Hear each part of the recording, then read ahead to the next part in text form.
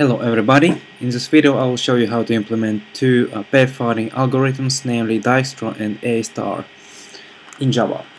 So let's get started.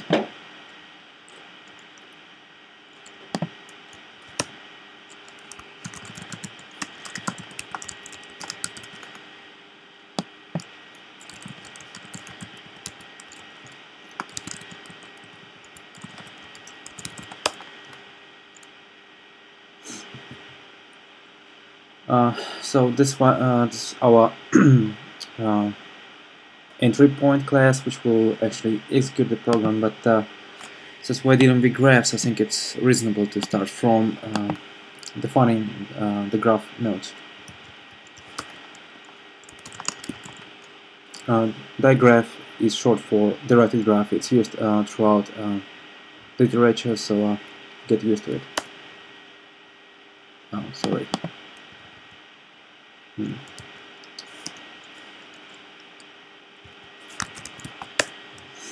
Okay.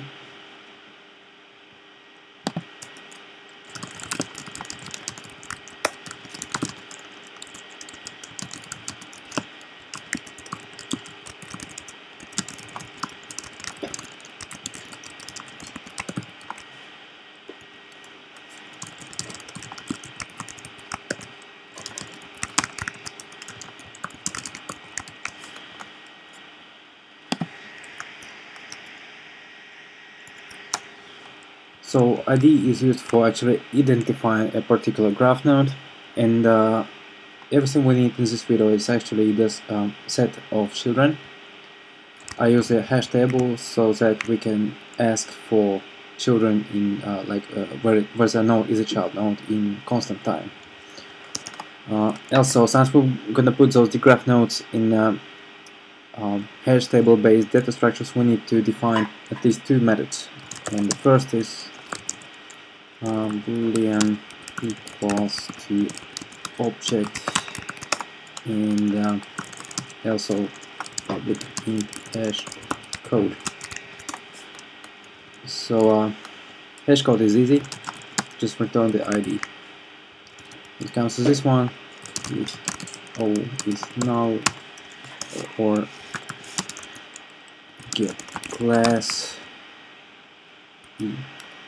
Get class, come on. Fine.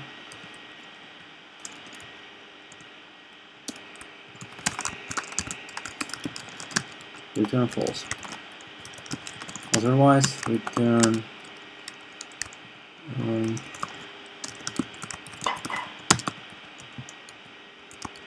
yeah. So if the nodes have the same IDs, I consider it to be the same. Also, we'll need string to string return something like graph node ID plus yeah. Also, it's a good practice to put those annotations, if nothing else, for the sake of documentation. Also, we need two methods: public void add node, graph node child children add child. This runs in constant time. Finally,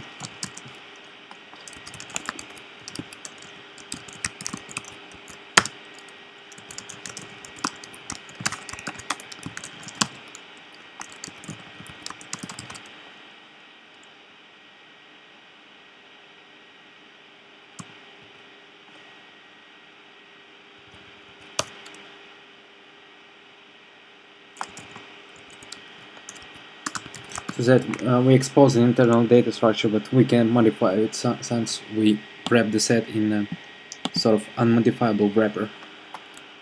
Okay, let's move on. The graph weight function. Okay, this is gonna be easy.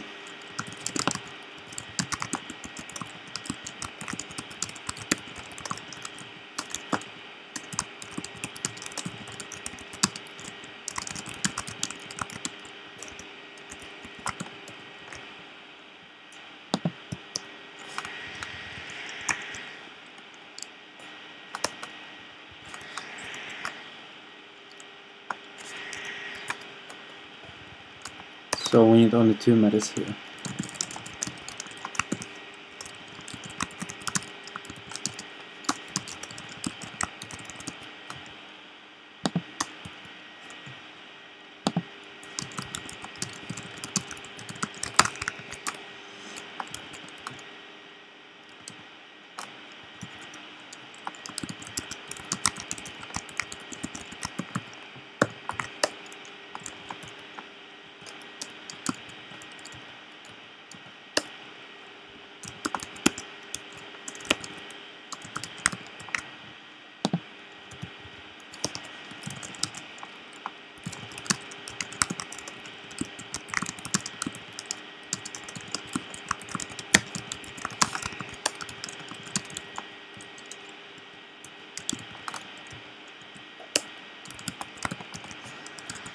Okay.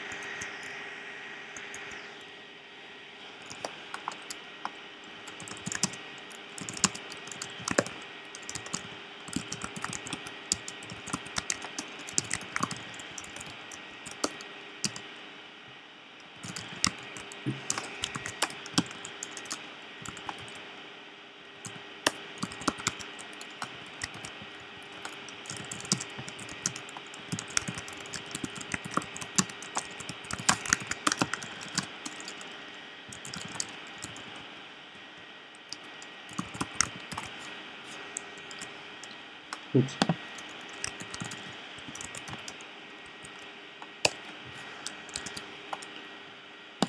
Finally, oh, okay, not quite finally, but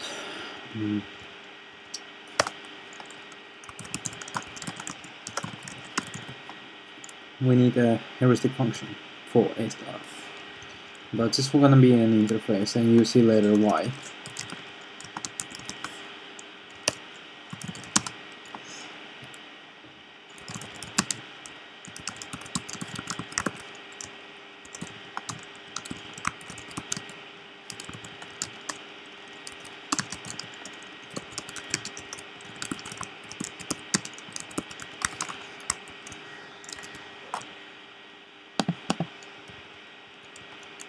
Next, we're gonna need the actual Euclidean heuristic.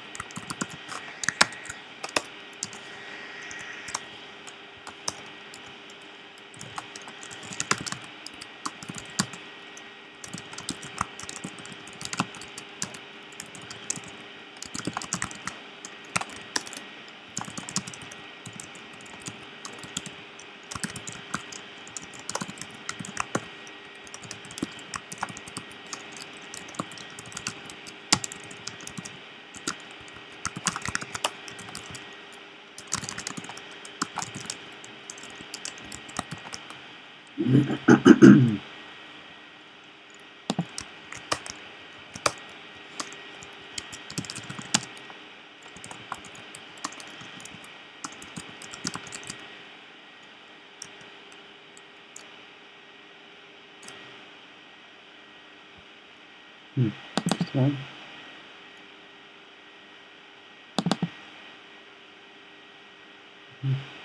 Yes.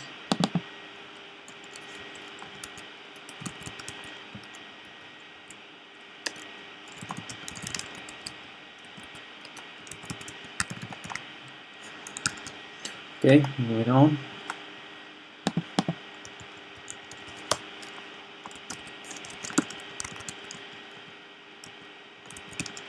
A star pathfinder. Alright, here we go.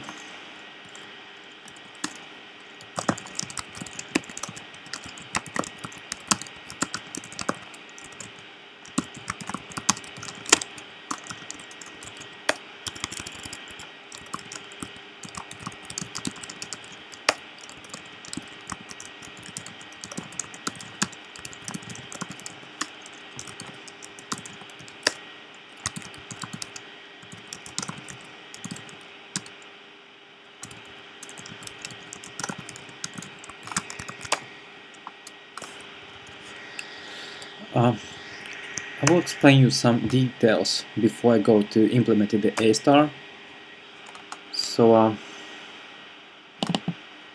let's start from the node class. So once again, dgraph stands for directed graph. Don't suspect, this is actually how people call directed graphs in computer scientific literature, and the identity of each node is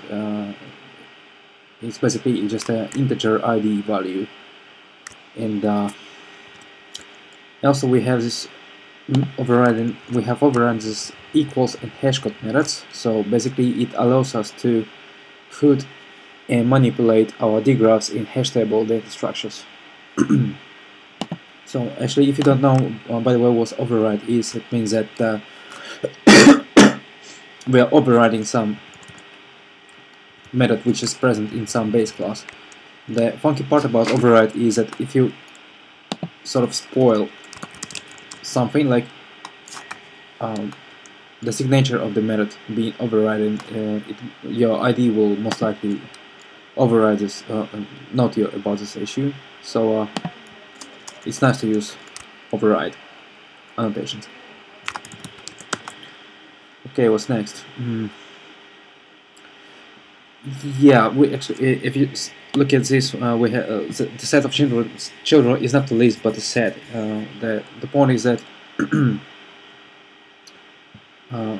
you can pretty efficiently add nodes, and actually, if we have this some sort of remove node operation, blah blah blah, it will run in constant time as well. I mean, constant time for removing a node from this children set. So it's a nice data structure to use in this setting. Okay, next. Actually, when it comes to this digraph weight function, you could actually sort of hardcode the weights in this digraph node type, something like create final map digraph node double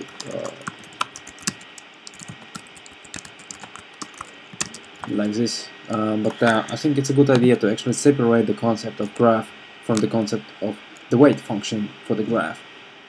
So I use this explicit digraph weight function. Another funky part is that actually if you have some graph with topology you don't want to change, but you have different weight functions, I think it makes sense to decouple the weight function from the actual graph.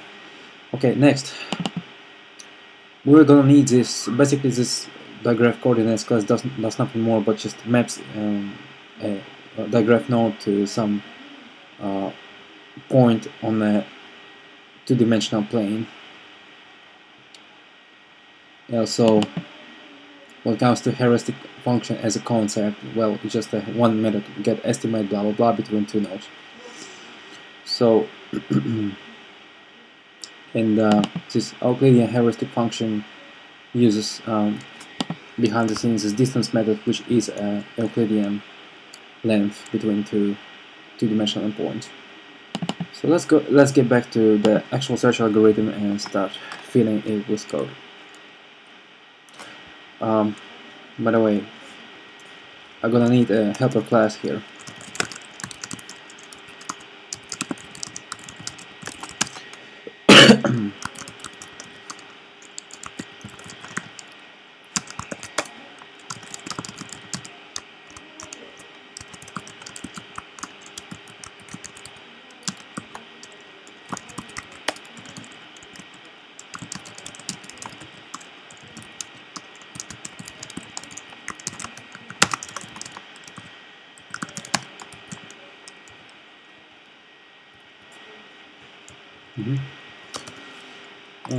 Constructor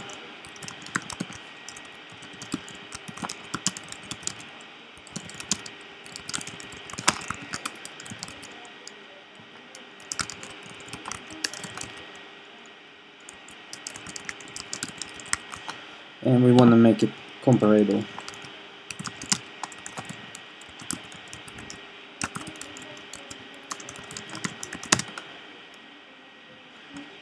And implement the interface. This is gonna be easy. No. Comments. Return double compare this distance to another distance. Yes. Okay.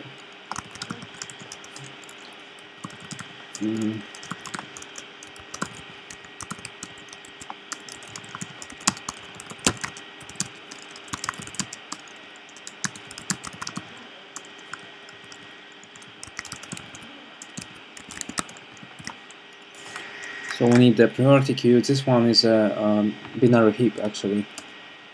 Pretty efficient and simple to implement, but we don't want to implement it, so we just use whatever is available in the Java library. Also,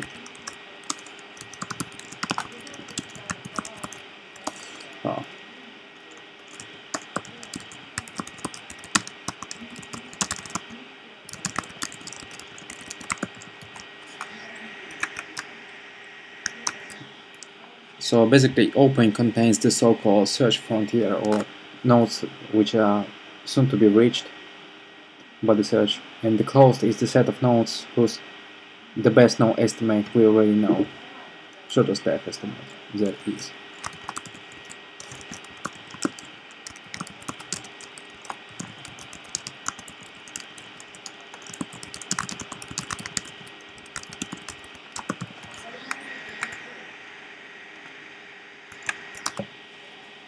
Distance is a hash table for mapping each node to its best known estimate so far.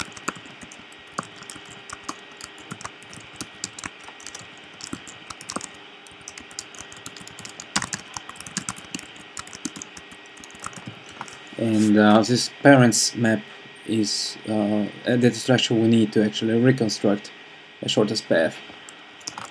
Now we need to initialize our data structures. New heap entry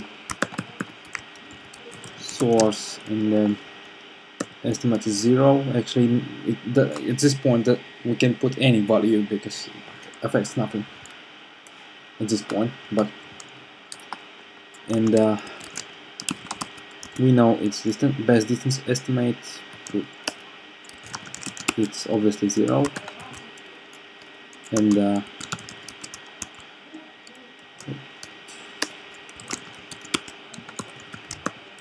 this null value will be a sentinel value, which will signal that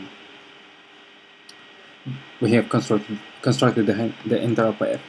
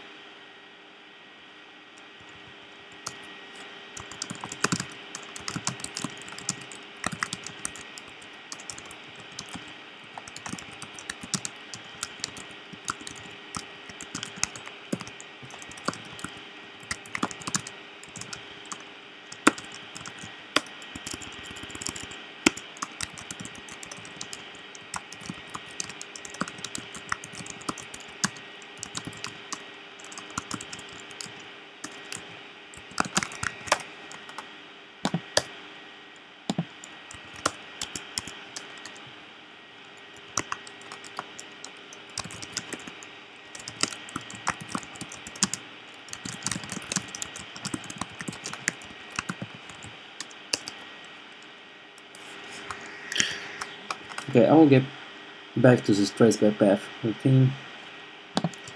By the way, I need actually two accessors, so getters as well. So graph node get node return node, and okay.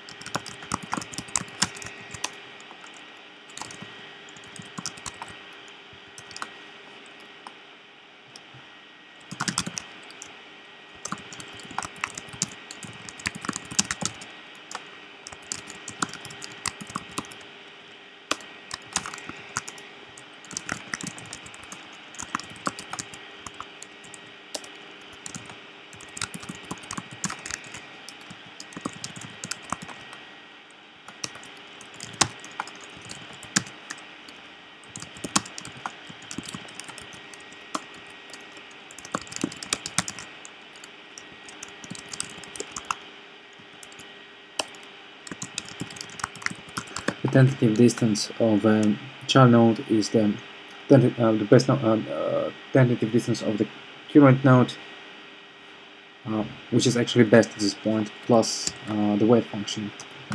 So yeah, we have the wave function. Just note, yeah. Wave function get from current node to child node. Okay. Now,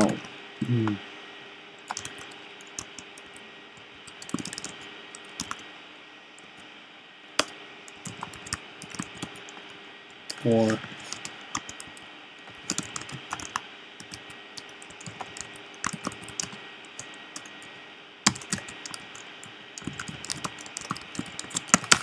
in this case,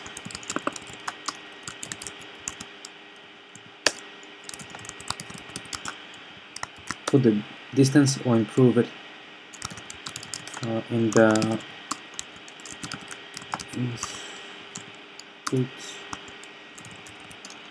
this means that we came to child node from current node, and finally we put a new heap entry,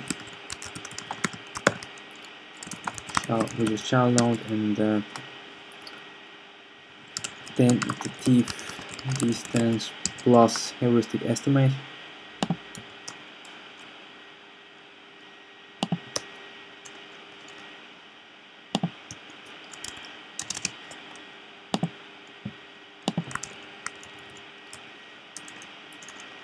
Okay, heuristic function is called heuristic function get estimate from child node to target.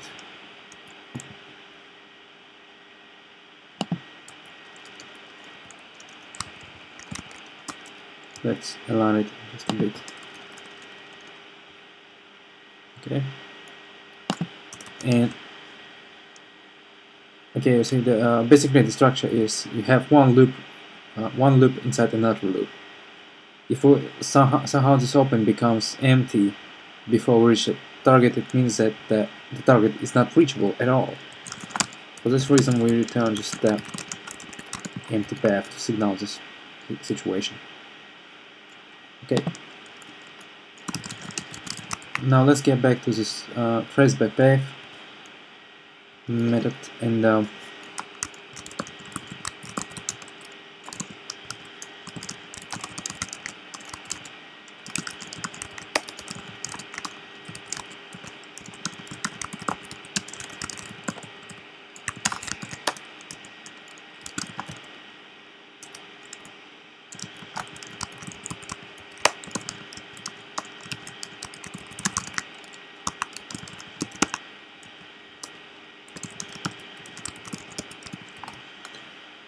finally we need to reverse the path so that the source node is the first and the target node is the last node in the list, called path.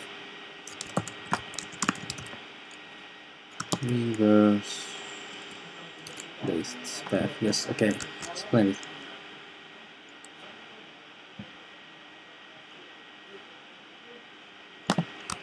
Yeah, cool. I don't actually need this distance. It is used only for this compare method, which is used by the priority queue. So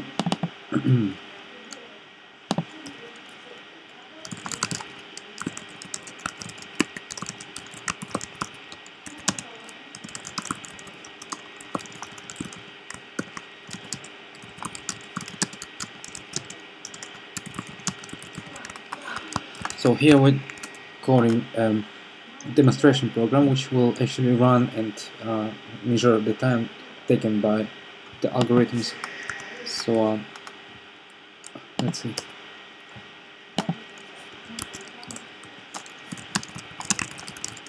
Oops.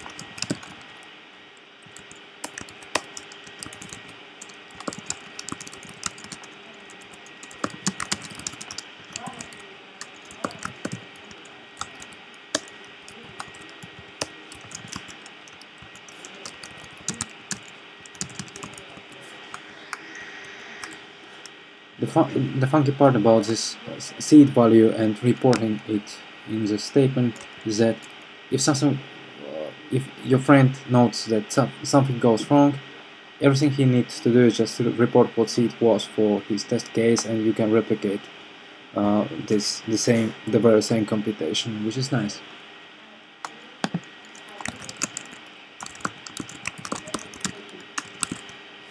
So first we need to create some random graph.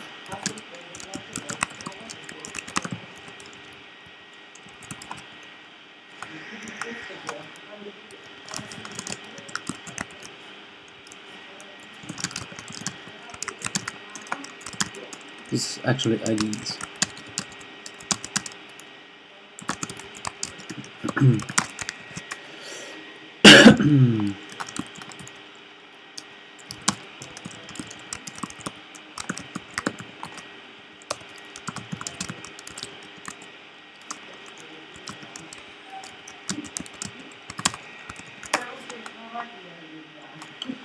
And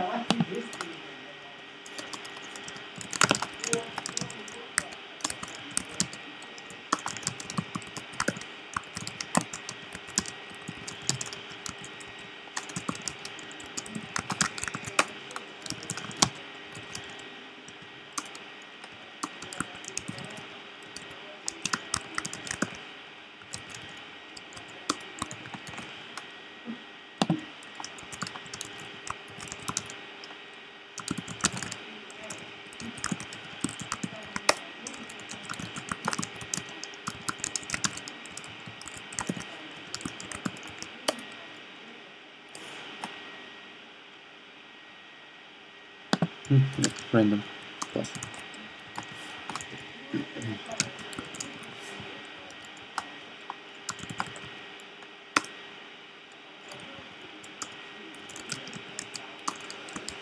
So we're gonna do a more readable version of this. Okay. And oh shit, yeah.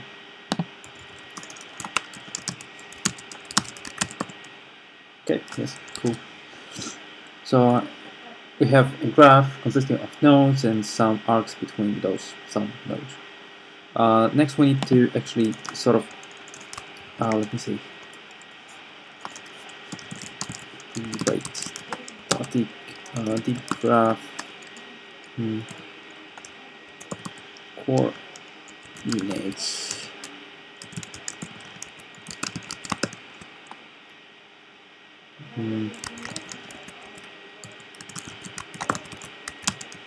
Graph.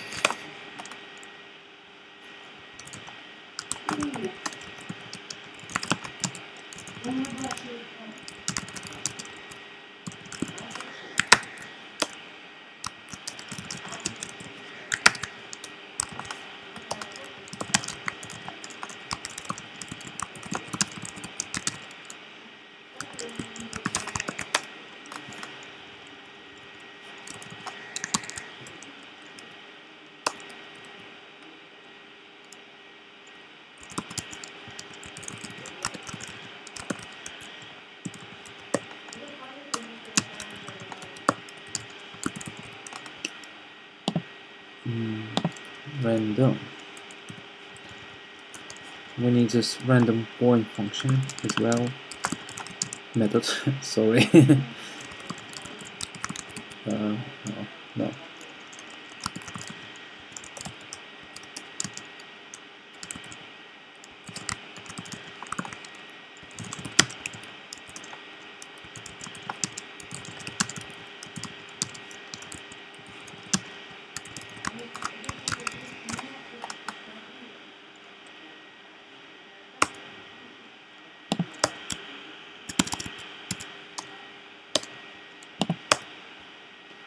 Okay, it's easy.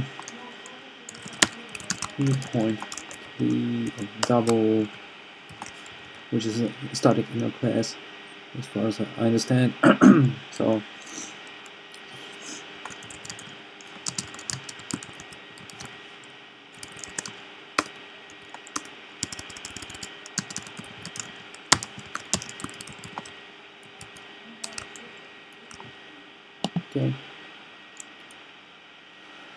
So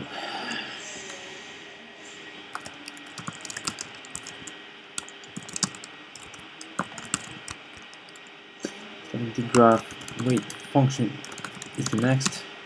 Get weight function. Actually, I think better name would be like create something, create coordinates, create get by function, but oh well.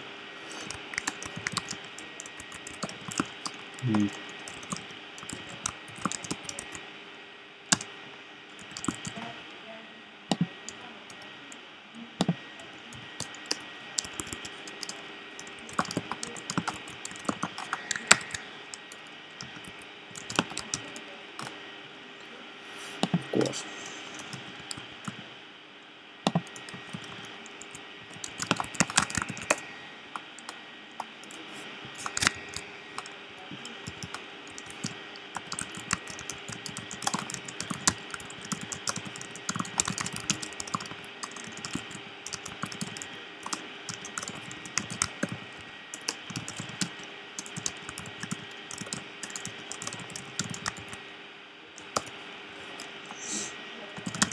For each node of the graph, iterates through graph node chart of each node, and so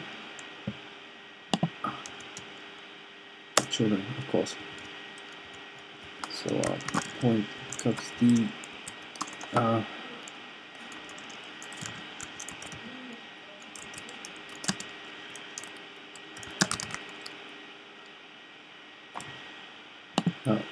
greater for better efficiency actually.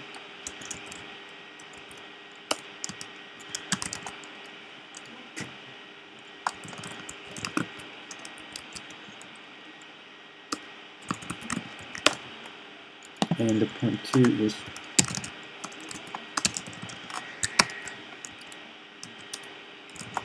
coordinate of the child. Next, double distance is simply p1, distance p2, and the final weight function will get something like set node child. Let's say something like I will explain later what this actually means, but trust me, we need it. We need this.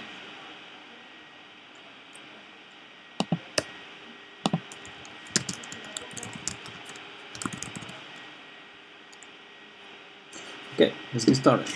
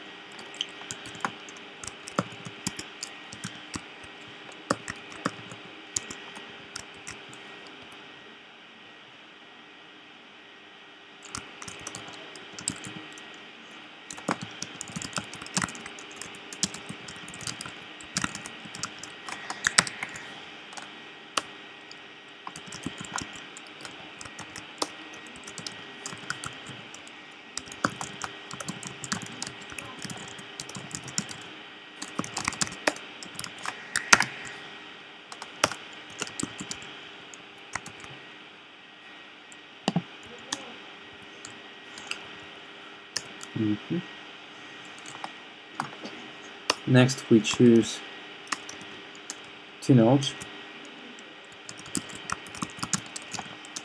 Source. Let's choose some node from graph. Use random graph node target. Choose graph. Once again, random. Okay. South. Source is the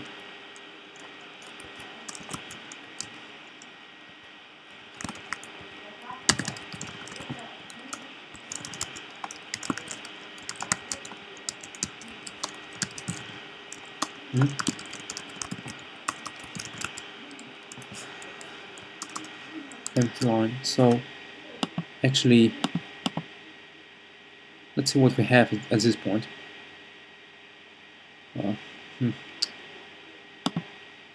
Okay, fingers crossed.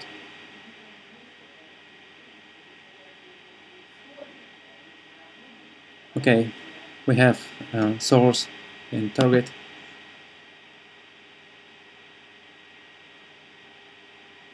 As you can see, they vary depending on the time, or depending on the seed, which depends on time. Okay, now let's see. Heuristic function new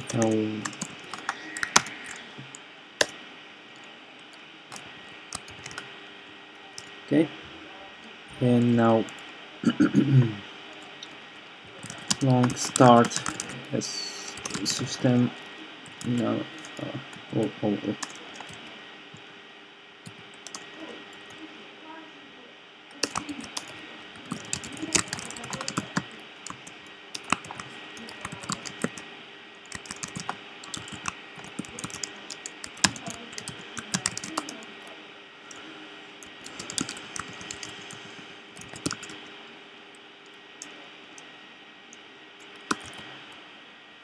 Let's see. Of course, it should be started in this context.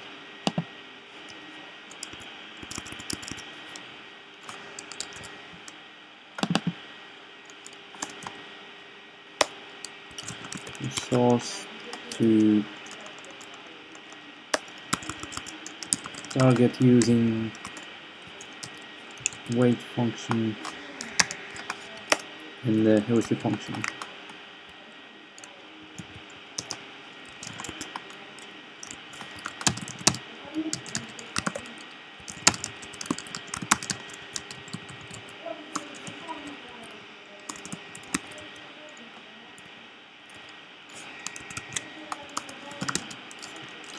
F1 for each system out in ln. Okay.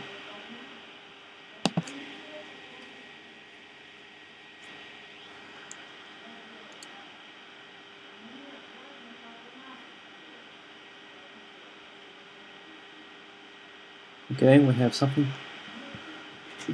Let's continue. Now you may ask, how about Dijkstra's algorithm? It's so much work. I tell you, no, it's not much work since we have A star. See what happens. Dijkstra, oops, pathfinder, yes, beautiful. Topics that list ref. No.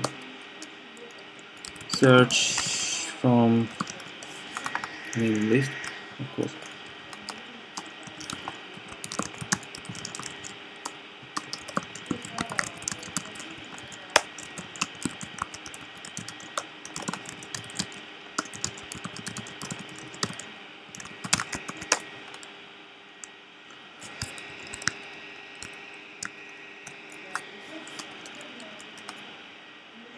Now watch what we actually return a star.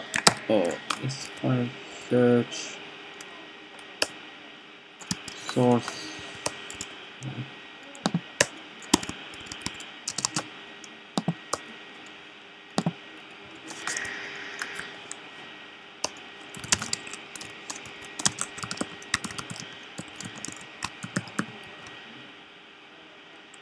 Finally,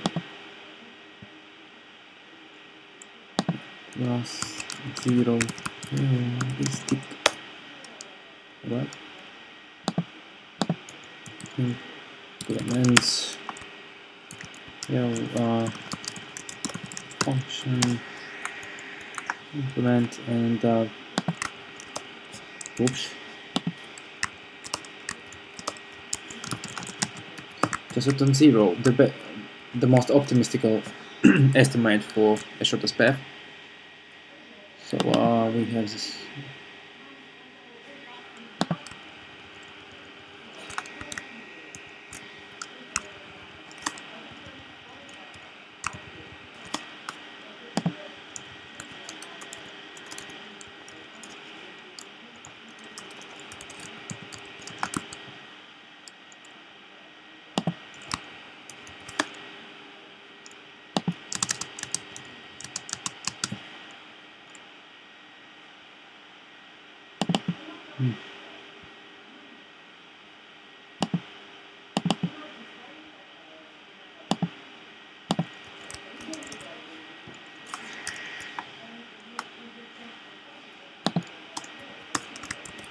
Dijkstra in,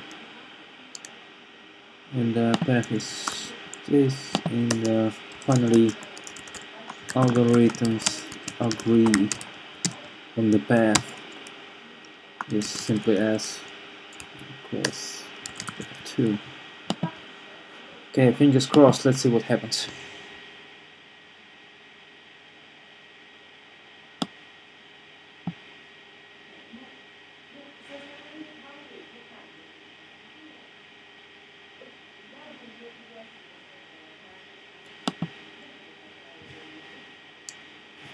Actually, it would have been a really good idea to actually warm up the JVM, but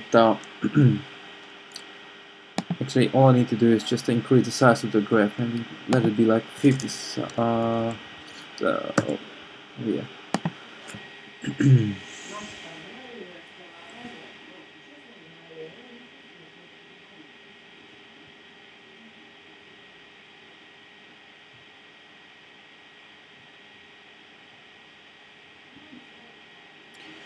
Okay. So first of all, the paths are the same, and if you look at this one, Dijkstra's algorithm took like 6 times more times than A star, so I think it's pretty much correct. So a little bit of visual separation. Let me check. Source target function here, path 1. Print path 1, yes, okay, path 2. We print the path 2, and finally path 1 equals path 2, always true. Okay, finally.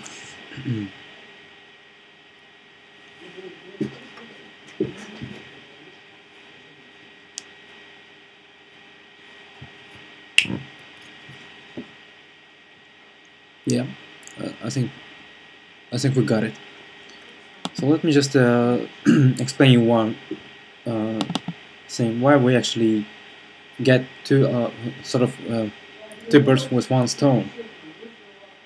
Why don't we just reuse the A star for our Dijkstra's algorithm? Well, the point is that you can think that Dijkstra is the same as A star without heuristic. Without in this context means that every estimate is always 0. So the point about the A star is that it sort of knows in what direction it should proceed, but Dijkstra doesn't know it, so it sort of draws this, the shortest path tree in all possible directions of the graph. And also, but actually, if you ask me about it, I can tell you there is so-called bidirectional path search algorithms which are usually much more efficient than Dijkstra and A star, but I will leave it to you. So let's skim through the code just a little bit, and so yeah, the graph is just working, but was working on. We have like 50,000 nodes and 10 as much times of arcs, but basically it's a very sparse graph. And sort of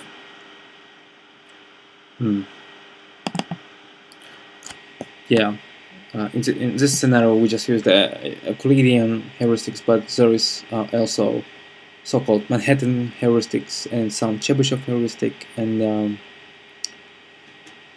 usually you want your heuristic function to be as efficient as possible, so you don't spend much time in computing an estimate, but the price is that regardless, even the heuristic function tells your algorithm in which direction to actually proceed.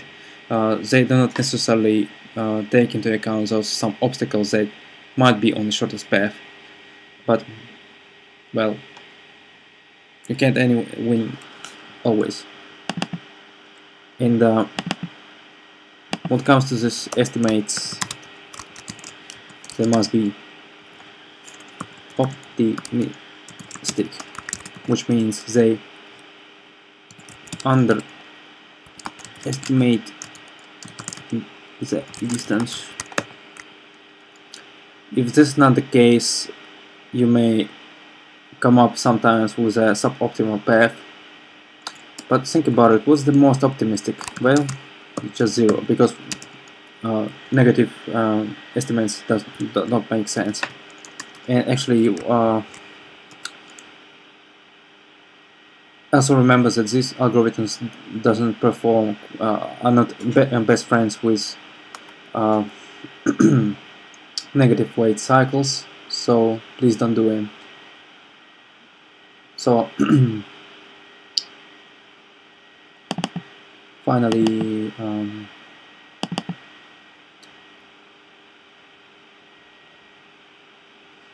yeah, I think this is pretty much this. So I hope you enjoyed the whole story, and if you have questions, comments, or you want to sort of tell me how could I improve my video tutorials, please leave a comment, and well, maybe someday I will continue on doing those tutorials because I really like it. But well, see you later, alligator.